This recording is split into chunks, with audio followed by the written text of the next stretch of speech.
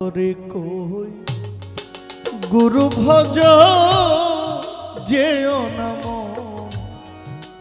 কুপথে। গান যদি আপনি না বুঝেন, বাংলা গান যদি আপনি আপনার কানে না যায়, আমি আরবি কোরআন পড়ব, আপনার শুনতে পারবেন, ভালো লাগবে। কিন্তু গানটা আপনি যদি ভাষা, আরবি একটা ভাষা, ঠিক না? সৌদি আরবের মানুষ আরবিতে কথা কয়, আমাদের দেশের মানুষ আরবিতে কথা কইলে বলে যে না, সে লোকটা খুব আরবি জানে, কোরআন সম্পর্কে তার ধারণা আছে। আরবি ভাষা আর কোরআন এক না, তবে কোরআনের ভাষা আরবি, এটা সত্য। কোরআন যদি বাংলায় নাজিল, বাংলাদেশে নাজিল হইতো, কোরআনের ভাষা বাংলা হইতো। কোরআন যদি পাকিস্তানে নাজিল হইতো, তাহলে কোরআনের ভাষা উর্দু হইতো। কোরআন যদি ভারতে নাজিল হইতো, কোরআনের ভাষা হিন্দিতে হইতো। কোরআন আরব দেশে মরুভূমিতে নাজিল হয়েছে, পাহাড়ের মধ্যে নাজিল হয়েছে, যেই পাহাড়ের মধ্যে আমার দিনের নবী 15টি বছর ইবাদত করেছেন, সেই হেরা পর্বত গুহার মধ্যে আল্লাহর কোরআন নাজিল হয়েছে। এই জন্য কোরআনের ভাষা আরবি। এখন আরবি একটা ভাষা, যে ইংলিশে কথা বলে অনর্গল, ইংলিশে কথা বলাটা একটা শিল্প। কিন্তু বাংলাটা যদি আপনি না বোঝেন বাঙালি, তাহলে আরবিটা আপনি কখনো বুঝবেন। এটা একটা ভাষার পরিবর্তন। এই বাংলা গানটাকে যদি আরবিতে কেউ গাইতে পারে, আরবি জানলেও আল্লাহরা, আপনি টাস্কি খেয়ে যাবেন।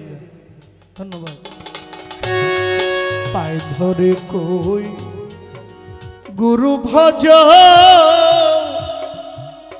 যেও নাম কুপথে, তুমি সোজা রাস্তায় চলো রে ভাই, তুমি সোজা রাস্তায় চলো রে ভাই, ভবের বোঝা নিয়ে মাথে যেও না মন কুপথে।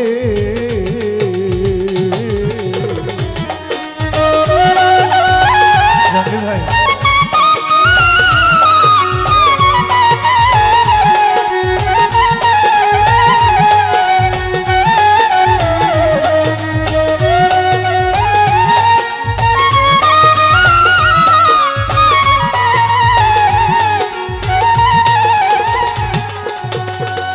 হাই কুপথে বা রায় রে পা,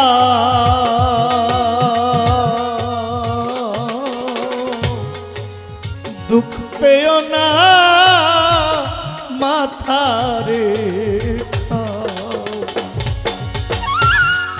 কণ্ঠকে বা রায় রে পা,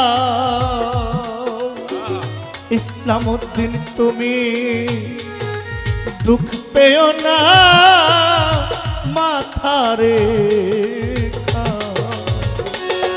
তুমি আনন্দে মুর্শিদের গান গাও,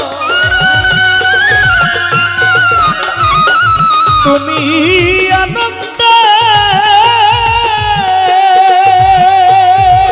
ওরে তুমি আনন্দে খাজা বাবার গান গাও, কেউ যাবে না কারো সাথে রে মন, কেউ যাবে না কারো সাথে,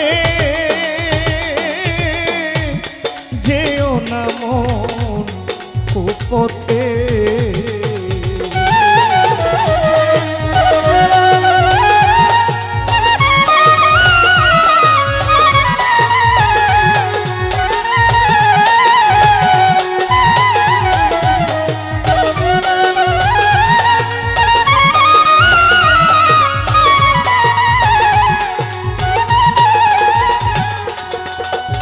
মন রে আসবে সমন, বাঁধবে রে মন আমার শুনবে না কারো বিনয় বারো হায় আসবে সময় বাঁধবে রে মন মনামা শুনবে না কারো বিনয় বারো তুমি হুশে থাকো কয় মন মোহন হুশে থাকো তুমি হুশে থাকো কয় মন মোহন ধরো চরণ জোর হাতে তুমি ধরো চরণ জোর হাতে যেও না মন কুপথে পায়ে ধরে কই ফালুসা ভজ যেও না মন কুপথে তুমি সোজা রাস্তায় চলো রে ভাই তুমি সোজা রাস্তায় চলো রে ভাই ভবের বোঝা নিয়ে মাঠে যেও না মন কুপথে পায়ে ধরে কই গুরু ভজ